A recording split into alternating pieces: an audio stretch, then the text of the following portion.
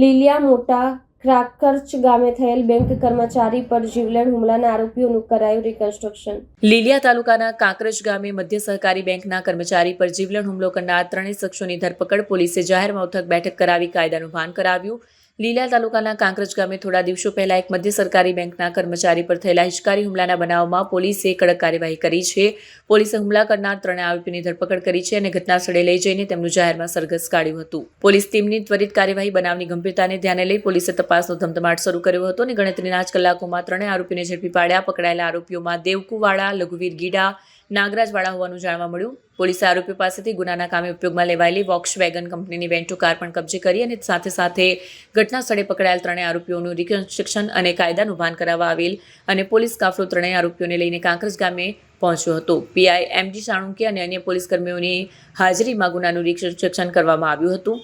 આ કામગીરી અને રિકન્સ્ટ્રક્શન જોવા માટે ગામ લોકોના ટોળા ઉમટી પડ્યા હતા.